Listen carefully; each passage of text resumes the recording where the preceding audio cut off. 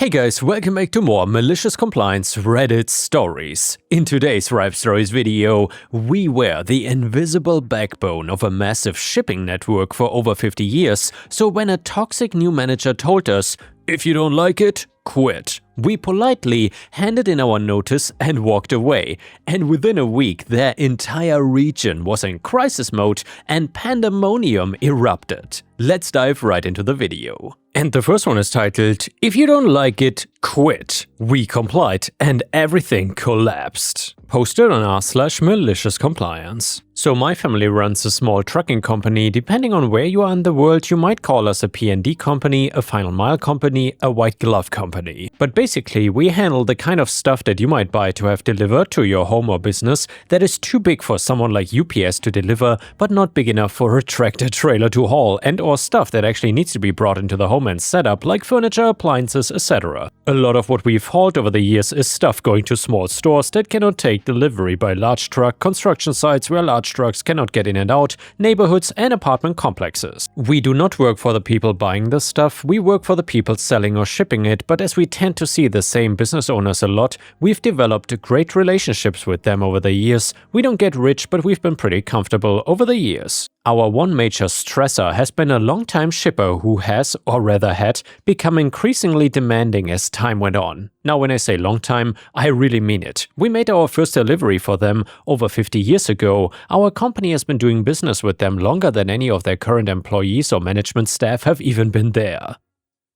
There was one point not too long ago where the retired guy who came in a few hours a day to sweep our warehouse because he was bored sitting home literally knew more about this shipper systems than their senior field rep who was supposed to be supervising our operations. We've been a small but vital part of their network for so long that almost no one there really realized how much we did for them, and we have seen field reps come and go. Some have been great, some have been a little challenging, but most have, once they realized what was going on, largely left us alone to do our jobs, and one even called when he took over our area to ask who we were, because his predecessor had no notes on us at all, because they'd never had to visit. We've just been mostly quietly plugging along, taking care of their customers, and in some cases for generations. But well, the latest rep was a genuinely unpleasant person. This person was arrogant, abrasive, and casually insulted our employees, and honestly, it's not even worth getting into the minutiae here. He wasn't someone we wanted to work with.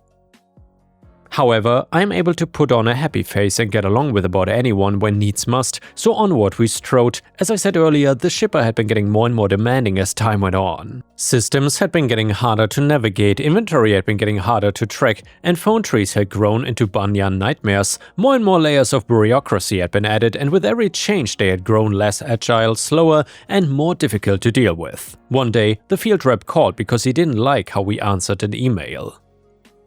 It's not that we hadn't answered it at all, just that he didn't like the manner in which it had been answered. After decades of dealing with this shipper, being micromanaged to that level was not something that we were interested in. The manager here, who was dealing directly with him, tried to defuse the situation, but it kept getting worse until the field rep said, "If you're not happy with the way things are going, maybe you should just quit."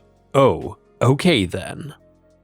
We started running the numbers, looked at all our other business, and I decided that we could indeed go on without them, and then I called the field rep to have a frank conversation with him, and then I wrote a short, polite, direct letter to our customer of over 50 years telling them that we were firing them. We didn't just pull the plug here, we gave them a full 60-day notice, so they would have some time to get something worked out. And they didn't. We have always been here for them. They've never had to worry about it, and they had someone they thought was gonna be a replacement, but well, as of today, most of their customers in this area have not had deliveries in a week, some even longer than that. Many don't know when they'll get their next shipment, and that field rep might still have a job when all is said and done, but it's not our problem anymore. Our phone keeps ringing, people looking for their freight from that shipper.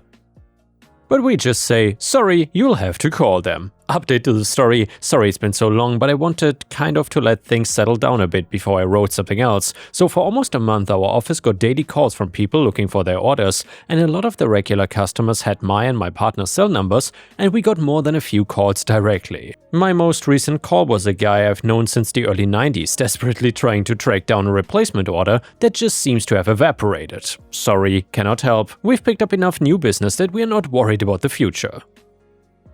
We did have to let a couple of people go, but our remaining employees are happier dealing with the new customers, and our working hours have settled down, and we just took our first 4-day Thanksgiving weekend in probably 15 years. My wife kept saying how weird and wonderful it was to have me home for the entire holiday, and for my part, it was the best Thanksgiving I've had in a long time. The new company is still struggling to keep up, by the way, let alone catch up, and we've been told that the old field rep is not in a position to be able to treat people like that anymore, but haven't been told exactly what has happened to them. Their replacement in our region is burning the candle at both ends, trying to keep up with his regular work and get the new company straightened out. One of old customers' biggest customers in this area told them that if they wouldn't commit to sitting down at the table with us to try to get us back, they were going to look at taking their business elsewhere. We didn't ask for that, but we said we'd be willing to talk if they came to us, but they haven't. The new field rep said he passed on our willingness to talk, but that Hire wanted to stay the new course for now. Their call, and I'm honestly not upset about it. The new field rep sees the problems we have seen, and it seems like Hire does as well. We handled that business here for a long time and were pretty emotionally wrapped up in it, and we told the new rep that we were sorry to have him put in this position, and he said, paraphrasing, no, this is our fault, we put ourselves in this position. I heard through the grapevine that we were one over a dozen service providers to quit their network around the same time in the space of a couple months, and asked new rep about that. He actually clarified that it was over a dozen east of the Mississippi and that there were a bunch more in the western region. Putting 2 and 2 together, we estimate something close to 15% of their providers. That's been a wake-up call to them. Hopefully, they'll work towards fixing some of the long-standing problems. Like so many things in life, it seems like this was something we should have done a long time ago.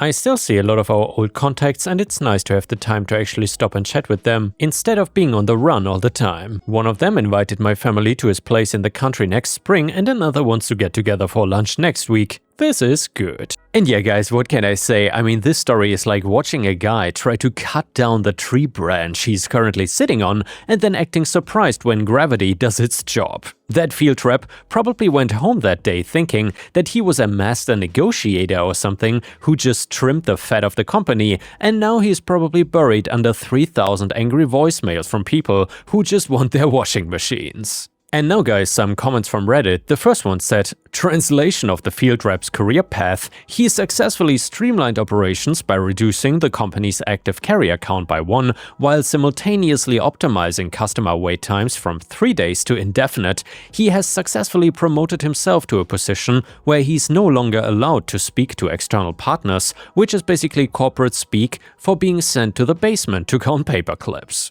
Another Reddit comment said, as someone who works in 3PL, third-party logistics, this story gave me physical anxiety. People outside the industry don't even realize how fragile final mile delivery can be. You cannot just replace a local carrier who has 50 years of institutional knowledge, driver routes and gate codes memorized. The new carrier is struggling because they probably bid low to get the contract, don't have specialized equipment for tight residential areas, and their drivers are getting lost. The shipper's corporate office is about to learn a very expensive lesson. And yeah guys, let me know what you think about this in the comments. And the next one is a fantastic malicious compliance story, which is titled, Mess with Me? I'll make your team quit. So this story is about my former boss and management that made my life a living hell for quite some time. Now, to set the scene though, I'd been working in a small jewelry store for almost half a year as a temp while studying. The store was part of a chain that had 2 stores in my city, both situated very close to one another. We sold bracelets, necklaces, rings and whatnot for smaller wallets, meaning crappy and cheap jewelry, most of the time also very ugly. The store I'd been working for did not have a store manager at the time, but was co-managed partially by the SM of the second store and the oldest co-worker of mine who had been working there for 16 years. The general experience working there was fine. I liked my co-workers, my shifts and the amount of work that had been assigned to me. It was mostly unpacking merchandise, ringing customers up and helping customers, and a bit of cleaning every now and then.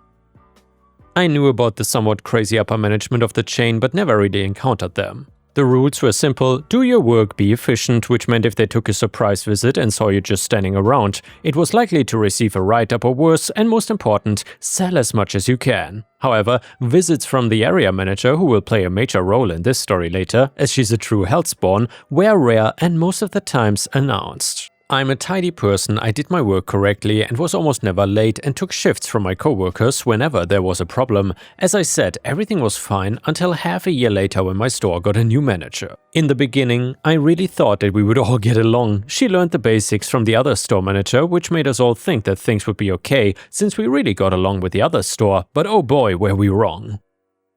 The first few weeks went without any major disturbance. She mainly just watched us do our job to see our routines, and then the crazies started showing. The first thing the evil maniac, aka my store manager, did was convene a staff meeting in which she told us point blank that our attitude towards customers sucked, and that we sucked in general, and that our sales were too low, which also sucked. Most of my coworkers were somewhat old, most of them in their late 40s to late 50s, like sweet ladies, funny and reliable as hell, but in the eyes of EM, this sucked too. She wanted her team to be young, and then she announced that she would from now on start to assume her manager role fully, and that things would be changing drastically in the future.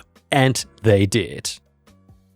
Got a list of my all-time favorite stunts EM pulled. Here's the list. She started to rearrange all of our stuff daily. Basically, nothing was where it once was and I had to search for it every damn time. Customers asking for gift cards? Sure thing, if I knew where they were right then, because I didn't since EM decided to put them in a different place for the third time in only 1 week. A display of competence right here, ladies and gentlemen, and totally not embarrassing to tell your beloved customers that you could not give them a gift card because you simply cannot find them. Same applied to the storeroom in which EM regularly rampaged like a tornado gone loose and which I cleaned up again in a desperate attempt to regain order and control. Number 2, what she did, she forbid us to unpack freshly arrived merchandise after 12 PM. Mind you, the store only opened at 10 AM and sometimes 3 packages full of tiny earrings waited for unpacking while being completely alone in the store helping customers and dealing with the daily crazies. This meant that the packages were piling up in our tiny back room/storage room, making it almost impossible to enter the room and fulfill customer requests to check the bag, would you? I tried talking to her that this was not an optimal situation and that we simply needed more time to unpack merchandise, to which EM replied that she would be able to do all of this in only 3 seconds if we would not always talk so much. Like, lady, I'm alone in the store, what coworkers do you think I'm talking to? Anyways, shy I was at that point, I simply tried to adapt. Number 3, she started harassing my older coworkers. The assistant manager, a very gruff lady of 55 years, but the sweetest person if you just took enough time to get to know her, and who had been working there for 16 years, was constantly criticized by EM. Suddenly, my AM was not friendly enough to customers. Nobody ever complained, by the way, and she was accused of closing the store uncleaned and messy. I helped AM arrange the jewelry the night before, and EM just went in the morning, messing with the displays, taking photos and sending them into the WhatsApp group, insulting AM, and was accused of being unwilling to work because AM took care of her 4-year-old grandchild on Wednesdays. The EM oftentimes would post mean messages into our WhatsApp group chat, then deleting them after a few seconds or leaving the group like a toddler throwing a tantrum because AM would not want to swap her shift with EM, who apparently didn't feel so well suddenly when there was a day to work between holidays. In my half year of working for this store under her management, we had to create at least 3 new groups because she would leave them in a rage fit. Number 4, she screwed with our shift plan. Due to the various WhatsApp groups we had, multiple shift plans were in circulation. She would put us in without notifying or asking us, and if anybody of us would ask to be removed again, she would lose it and instruct us to be available 24/7, since that is what we are paid for apparently. Often coworkers would not show up for work because they just did not know what they had to work right now. The shifts EM designed were also really dumb and she wanted to screw us on purpose. One of my older coworkers had to commute almost 1.5 hours to work and once asked EM to sign her up for shifts longer than her commuting time. EM wanted to get rid of the older ladies and put this specific coworker in 2-hour shifts because, and I quote, "She's already older and probably cannot be on her feet so long anymore. I'm doing her a favor." And number 5, she started to stalk us. Once she took a week off and everybody sighed in relief because it meant 1 week without her constant rage fits, false accusations and general moodiness. Her latest order during this time was that the small trash bin we kept next to the register had to be placed under the register now, and EM believed it to be disturbing the customer experience or whatnot. For us, it meant that unpacking merchandise was hell of unpractical because we had to reach under the register every time in a 2-centimeter gap between the desk and the floor, so we decided to put it next to the register for unpacking. She wasn't there and wouldn't watch us, right? Wrong. The phone rang. AM picked up and was confronted with a screaming EM who demanded to know why the damn trash bin was not placed under the register as it was supposed to be and how we dared to unpack merchandise after 12 PM. This lady had nothing better to do than stalk us and the store in her free time. Number 6. The last straw for me to lose my patience was her final stunt. It was the Saturday between Good Friday and Easter Sunday. It is always a highly busy day in retail, and I was in for my shift starting at 10 AM, and EM was supposed to show up at 11, but she decided to cancel her shift that day completely, leaving me completely alone in the chaos with no change whatsoever, since she didn't care to get me some the days before. Soon I was out of coins and people started to get irritated due to me being unable to give them change. I frantically called my coworker that was only supposed to arrive at 2 PM to please come in earlier so I could run to the bank in order to get some change. Luckily, she was already in town and showed up half an hour later. I was just done with EM at this point. She completely abandoned me, a temp, wouldn't take my calls begging her to come in to help me out. And if the situation had been reversed, that would be hell. I wouldn't have been alive to share these bits with you, and at this point I've had about enough. I really don't know why I put up with it for so long, but I was young and needed the money. Pun intended. I hope you're still here. I know it's a long story, but the highlight has not even been told yet, so I sat down and I wrote a letter, formal yet honest, and I stated that the shift making sucked and the old shift system before EM's time worked much better and that her behavior was disrupting our work processes. I even explicitly stated that this was not really an attack on her leading qualities, but an honest request to simply improve teamwork and atmosphere.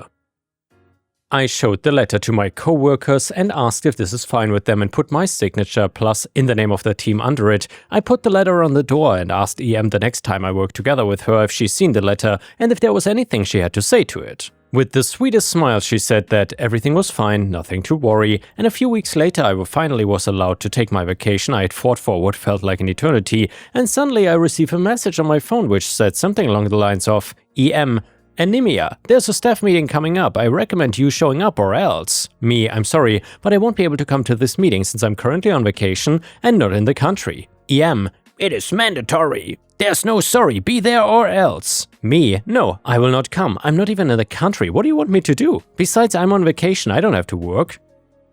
EM, I don't care, all I can say is be there or there will be consequences. I just didn't reply to this madness at this point and blocked her for the time being. Later this evening I received another text message from one of my older coworkers saying something like this. OC, hey OP, just be glad that you didn't show up. You were essentially declared the Antichrist of the century. The reason we all had to meet was your letter which the area manager, remember the other hellspawn I mentioned in the beginning, ripped to shreds saying that you personally attacked the store manager who then felt offended and insulted by your audacity to write this dirt. Me, what?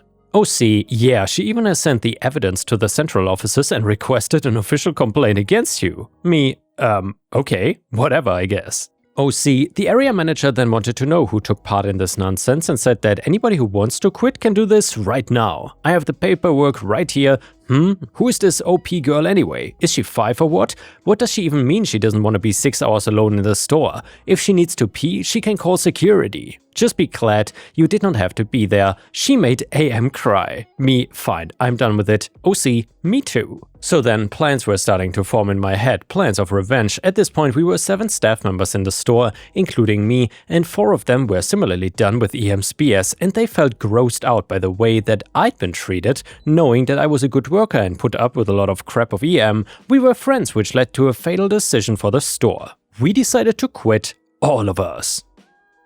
My older coworkers, all of them having worked there for like more than 10 plus years, and me leaving the store with only EM and 2 newbies. However, we did not give EM any notice before, but decided to send our notice directly to the central office where also my letter had been sent to, all of this while EM was on vacation.